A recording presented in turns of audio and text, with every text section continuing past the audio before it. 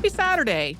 Today's classic is a request from listener Amy, who asked us to replay it because of how applicable it is to current events. This is our episode on the Palmer raids, which originally came out in 2016. This is a two-part episode, and we haven't been rerunning two-parters as Saturday Classics lately unless the original episodes are so short, like from an earlier time when our episodes tended to run a little shorter, that they could add up into one regular-length episode today. But that's not really the case with these, so we're running the two parts on separate Saturdays. These episodes also each have their own arc. So today's involves some historical context and a series of bombings that were carried out in 1919. And then next week, part 2 on Saturday will cover the federal response to those bombings. So this first part of the Palmer raids originally came out December 5th, 2016. Welcome to Stuff You Missed in History Class, a production of iHeartRadio.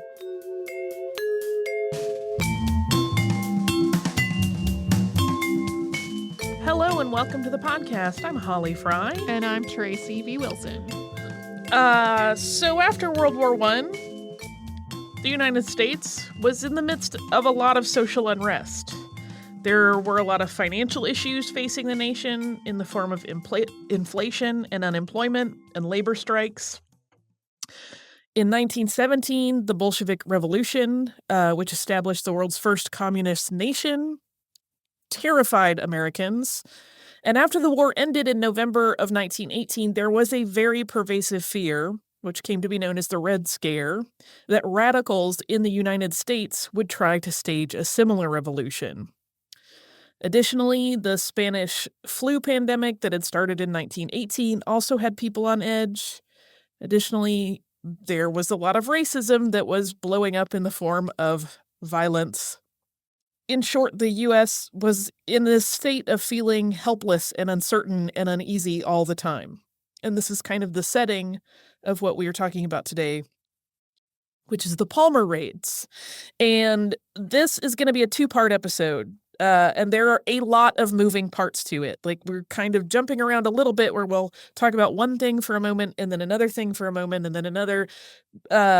They're sort of in separate sections, but they eventually all become part of this bigger picture. And so the first thing that we're going to talk about is actually the Sedition Act of 1918. On May 16th, 1918, the Sedition Act was passed by the U.S. Congress, and this act expanded on the previously existing Espionage Act of 1917. The Espionage Act had made it a crime to traffic in information with the intention that that sharing would harm the United States in the war effort or assist any enemies of the United States. And the Sedition Act was both more expansive and more focused. Anti-war activists, pacifists, and socialists were all targeted in its wording. And under the Sedition Act, it became illegal to make false statements that interfered with the war effort. It was illegal to insult or in any way abuse the U.S. government or its representative flag, military, or the Constitution.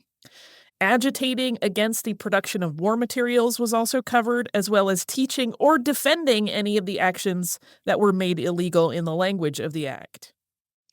The punishments outlined in the Sedition Act were the same as those described in the Espionage Act. If anyone was found guilty of the crimes described, they could be fined up to $10,000 or jailed for 20 years, and both of these punishments could be sentenced at the same time.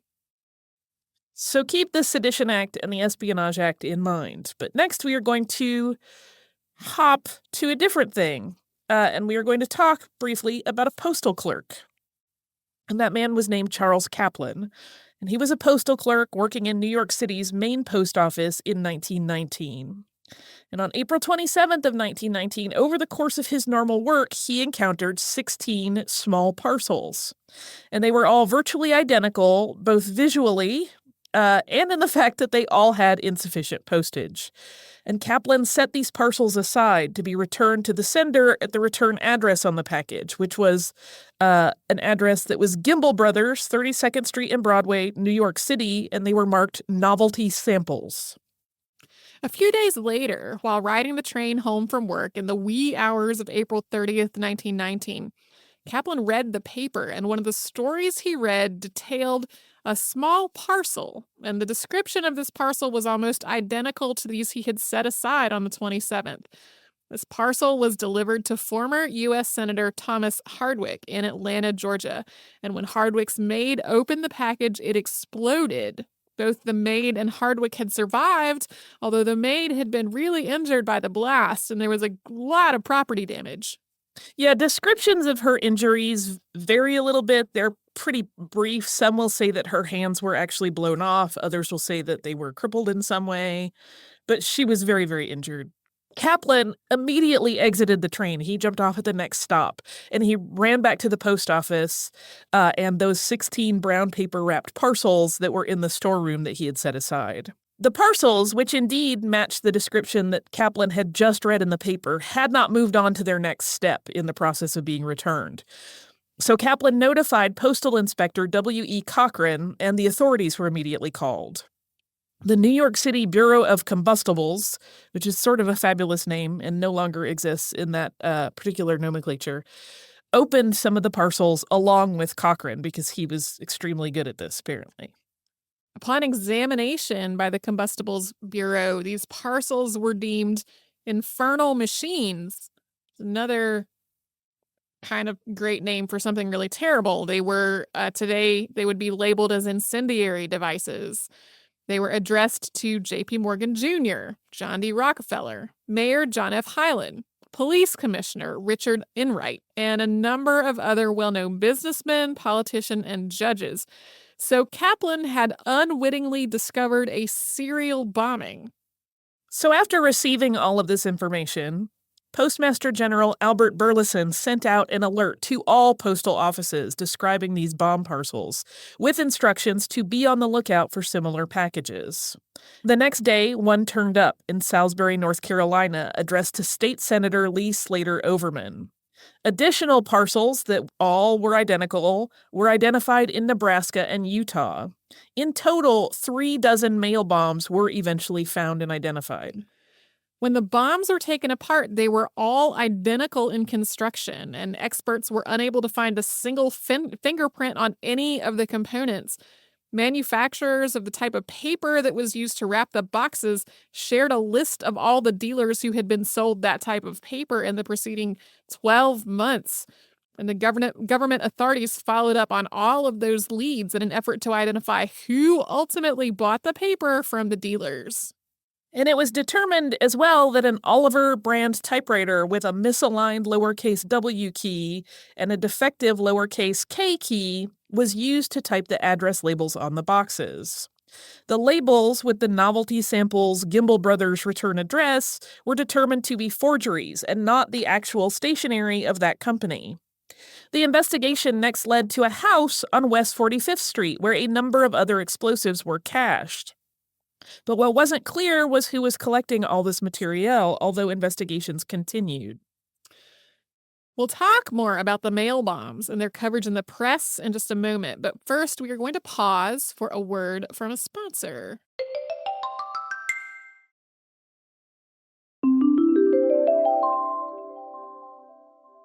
The discovery of those bomb parcels, which came to be known as the Mayday bomb plot, led to a panic.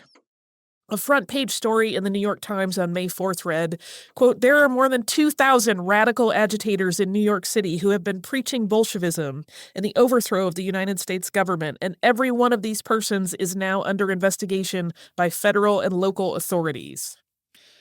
According to that same news article, more than 75% of those 2,000 people were, quote, citizens or subjects of foreign nations. Many were expected to be deported, with the process described in the following manner, quote, "It is generally understood that a large number of them are now being considered for deportation as persons whose presence in this country is undesirable. All persons recommended for deportation have to be passed upon by the Attorney General and Secretary of Labor in Washington before the recommendation can be carried into effect." An official from the Department of Justice gave statements to the press that it was believed that Bolshevik and Industrial Workers of the World, IWW papers, were not only circulating in abundance in the United States, but that the Bolshevik movement in North America was being funded directly from the Lenin-Trotsky government. The IWW, for information, was and still is a labor union that was founded in 1906 in Chicago. And the IWW was believed by the Department of Justice to have a large reserve fund of its own to promote an agenda of government sabotage. This brings us around to the Attorney General at the time, Attorney General Alexander Mitchell Palmer, or A. Mitchell Palmer. And he was born on May 4th, 1872 in Moosehead, Pennsylvania. He grew up a Quaker, first attending public schools and then Moravian parochial school before moving on to Swarthmore College in Pennsylvania. He graduated summa cum laude in 1891 and went on to study law at Lafayette College and George Washington University. Although he didn't finish his law degree, he did pass the bar exam in Pennsylvania and started his law career in 1893 in Stroudsburg, Pennsylvania. Early on in his professional career, he also became involved in politics. Palmer was elected to the U.S. House of Representatives in 1905, and he held that role for a number of years. His last re-election bid that he won was 1912. And during that period that he served as a representative, he was instrumental as a steady supporter and campaigner in securing the 1912 Democratic presidential nomination for Woodrow Wilson. Once Wilson was in office, Palmer made the move to run for a seat in the Senate in 1914, but he lost the election. Although he lost that race, he was soon given a different sort of promotion by appointment because Woodrow Wilson appointed him to the U.S. Court of Claims as a judge. But only a few months into that appointment, Palmer changed his mind about the job and decided that instead he wanted to go back into private law practice. Later, Woodrow Wilson offered him another position, that of Secretary of War, but Palmer turned it down, citing his Quaker beliefs as the reason that he could not take that job. Once the United States entered World War I, Palmer was named Alien Property Custodian by President Wilson, and he did take that job. That office was established on October 12, 1917, under authority of the Trading with the Enemy Act to assume control and dispose of enemy-owned property in the United States and its possessions. So President Wilson ultimately put Palmer into an even higher position in 1919 when he named him Attorney General of the United States. And Palmer started that job on March 5th of 1919. And initially, there was criticism from Republicans that Palmer wasn't aggressive enough in pursuing subversives who might wish to take down the U.S. government.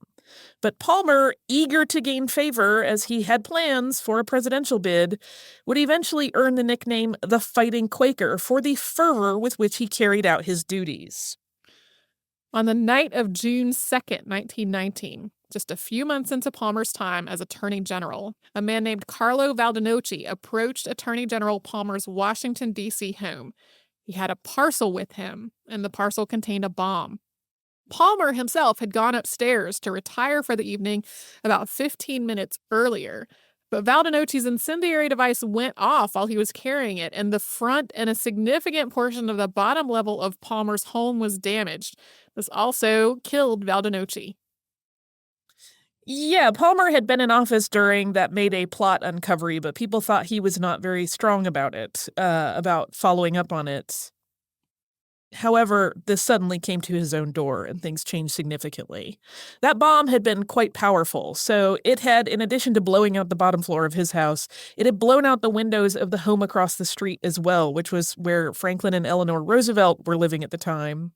And it was Roosevelt who had run across the street to offer assistance, and Palmer, who had run downstairs, who found the remains of Valdenoci's body and anarchist literature that he had been carrying, which led to the conclusion that this had been a terrorist plot gone wrong. Also, this bomb at Palmer's home was not an isolated incident. In the 90 minutes that followed Valdenoci's explosion, 7 other bombs exploded in New York, Pittsburgh, Boston, Cleveland, Philadelphia, and Paterson, New Jersey. And among the targets were 3 judges, a mayor, a state legislator, a Catholic priest, and a prominent police officer, along with 2 businessmen. The coordinated bombings had resulted in the death of a night watchman named William Boehner in New York, although he had not been one of the targets. Yeah, none of the actual targets were killed in those bombings. There are also some accounts that suggest there were some other bystanders that were injured, and some will even say they were killed, but I couldn't verify any of those. The night watchman is the only one that consistently comes up over and over. So along with each bomb that had been delivered, there were also several copies of flyers with the title Plain Words. And I'm going to read part of it. It's quite long, but I'm taking excerpts. And it reads, "The powers that be make no secret of their will to stop, here in America, the worldwide spread of revolution. The powers that be must reckon that they will have to accept the fight that they have provoked. Do not expect us to sit down and pray and cry. We accept your challenge and mean to stick to our war duties. We know that all you do is for your defense as a class.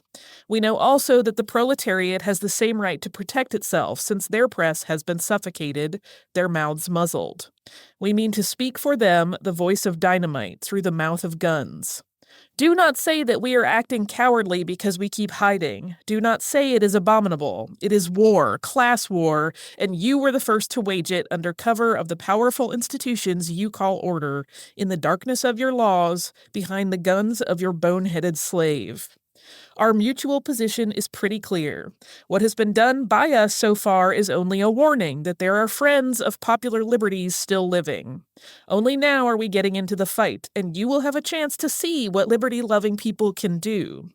Do not seek to believe that we are the Germans or the devil's paid agents. You know well we are class-conscious men with strong determination and no vulgar liability. And never hope that your cops and your hounds will ever succeed in ridding the country of the anarchistic germ that pulses in our veins. We know how we stand with you and how to take care of ourselves. Besides, you will never get all of us, and we multiply nowadays. Just wait and resign to your fate, since privilege and riches have turned your heads. Long live social revolution, down with tyranny. And it is signed the Anarchist Fighters." So next up, we will detail the bombs in the second attack as compared to those from the earlier incidents we talked about, tying those together. And before we do, we will take a quick break to talk about one of our fantastic sponsors.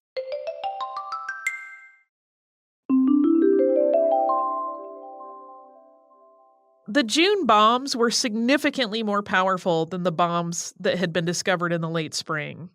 They contained approximately 25 pounds, that's 11.3 kilograms of dynamite, wrapped in a package, each of them, with metal slugs to create destructive shrapnel. As you may recall, one of those springtime bombs maimed but did not kill the woman who opened it, whereas this bomb that went off while Valdenoci was carrying it killed him, presumably instantly, blew out a significant amount of the building he was in front of, and caused minor damage to other structures on that same street. So, a significant increase in power. The pink flyers and the plain words writing were traced to a print shop run by two men, typesetter Andrea Salcedo and compositor Roberto Elia. Both men were followers of an anarchist named Luigi Galliani. And Carlo Valdenoci, the man who had his bomb go off as he approached Palmer's residence, had been an editor of one of Galliani's publications, which advocated the use of violence to effect change. One of the addresses in the Mayday bomb plot had been Ramey Weston Finch, who was an FBI agent who had been investigating Galliani and his followers. So at this point, Galliani was heavily implicated in these bombings. For an incredibly brief overview, just to try to contextualize this connection to Luigi Galliani's tempestuous life. He was from Vercelli, Italy, and studied law at the University of Turin. During his time in school, he became increasingly interested in politics, and eventually his anarchist beliefs made him a wanted man in Italy. So he fled his home country in 1880 before he was able to finish his degree.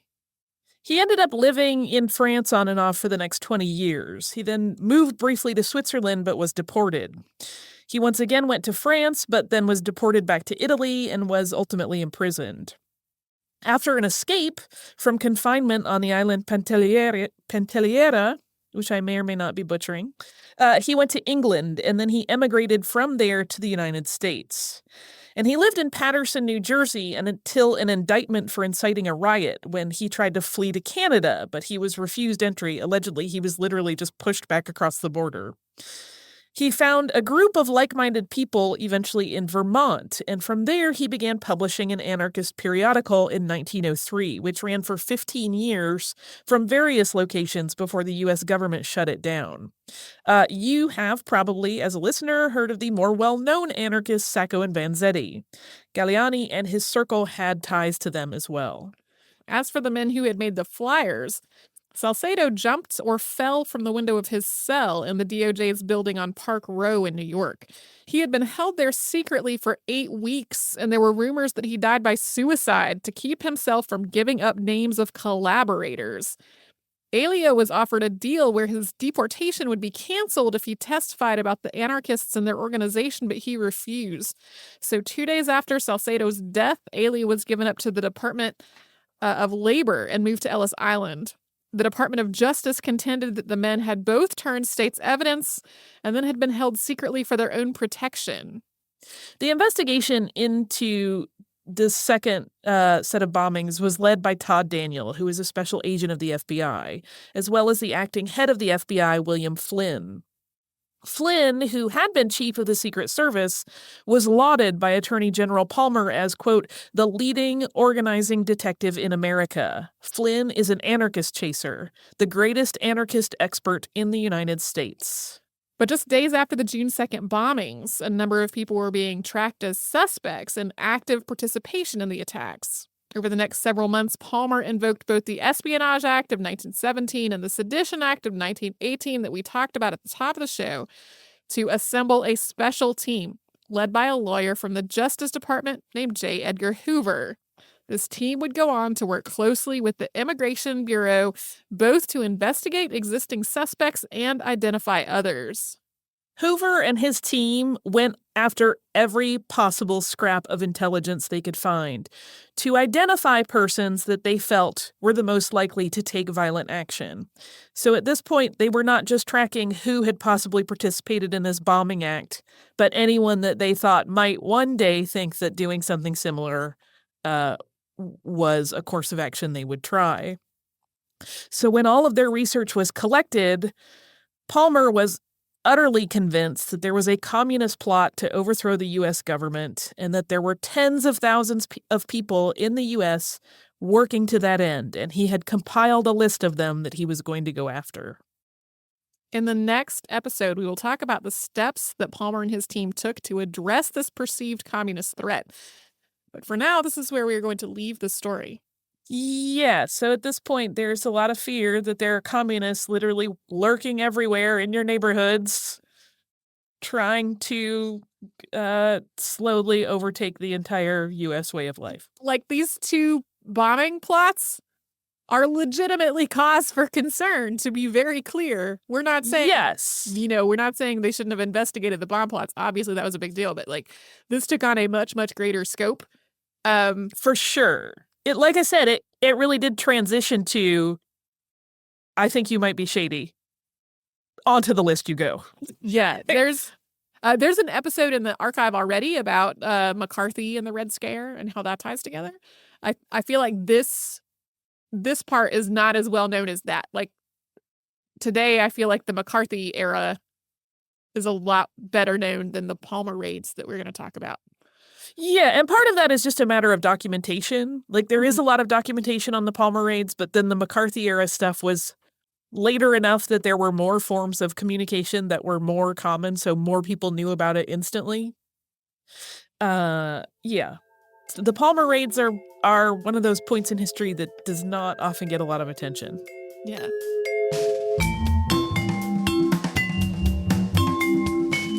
Thanks so much for joining us on this Saturday. If you'd like to send us a note, our email address is historypodcast@iheartradio.com. And you can subscribe to the show on the iHeartRadio app, Apple Podcasts, or wherever you listen to your favorite shows.